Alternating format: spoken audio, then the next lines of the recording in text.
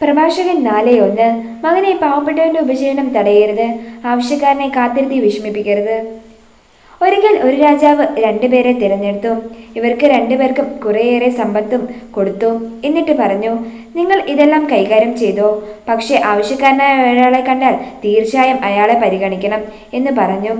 അതിന് ക്രമവും വെച്ചു. അതിന് ഒരു കാര്യമുണ്ട്, രാജാവ് അത് പിന്നീട് പറയാമെന്ന് പറഞ്ഞു. ഈ രണ്ടുപേരും പുറത്തോട്ട് പോയതിന് അതിൽ ഒരാൾ ആ സമ്പത്ത് അധ്വാനിച്ച് അതിനെ മെച്ചപ്പെടുത്തി മുന്നോട്ട് വന്നു. മറ്റേ ആൾ ഈ സമ്പാദ്യം തൻ്റെ മുമ്പിൽ വന്ന പാവപ്പെട്ടവർക്കും അദ്ദേഹത്തിൻ്റെ ഉപജീവനത്തിന് വേണ്ടിയുള്ള കാര്യങ്ങൾക്കും വരുമാനത്തിന് വേണ്ടിയുള്ള കാര്യങ്ങൾക്കും സേവ് ചെയ്തതിന് ശേഷം ബാക്കിയുള്ളതെല്ലാം തൻ്റെ നേരിൽ വന്ന് ചോദിക്കുന്ന ആളുകൾക്ക് ഉചിതമായി വിവേകത്തോടെ കൊടുക്കാനായിട്ട് ശ്രമിച്ചു. ആരെയും പറ്റിക്കാൻ അനുവദിച്ചിരുന്നില്ല. എന്നാൽ വിവേകത്തോടെ അതെല്ലാം കൈകാര്യം ചെയ്ത് അദ്ദേഹം ശ്രമിച്ചു. കുറച്ചു കാലങ്ങൾ കഴിഞ്ഞപ്പോൾ ആദ്യത്തെ ആൾ പതുക്കെ ക്ഷയിച്ചു വരുന്നതായി കണ്ടു. എന്ന് പറഞ്ഞാൽ ആദ്യത്തെ അദ്ദേഹം പതുക്കെ പുറകോട്ടായി വരുന്നതായി കണ്ടു.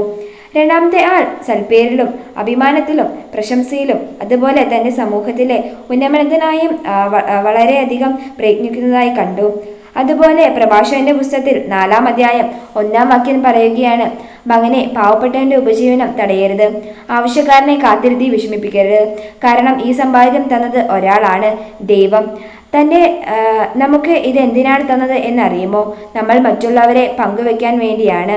അങ്ങനെ പങ്കുവെക്കുമ്പോൾ നമ്മെ ദൈവം കൂടുതൽ അനുഗ്രഹിക്കും, കൂടുതൽ പരിപൂർണതാക്കുകയും വീണ്ടും നമ്മൾ ആർക്കാണോ കൊടുക്കുന്നത് അത് ആ മനുഷ്യരിലൂടെ അല്ലെങ്കിലും മറ്റു വ്യക്തികളിലൂടെ നമുക്ക് തിരിച്ചു കിട്ടും. നമ്മൾ പലപ്പോഴും പറയുന്ന ഒരു കാര്യമാണ്, കൊടുത്താൽ നമുക്ക് തിരിച്ചു കിട്ടും. അത് ഉറപ്പാണ്, കൊടുത്താൽ നമുക്ക് കിട്ടും.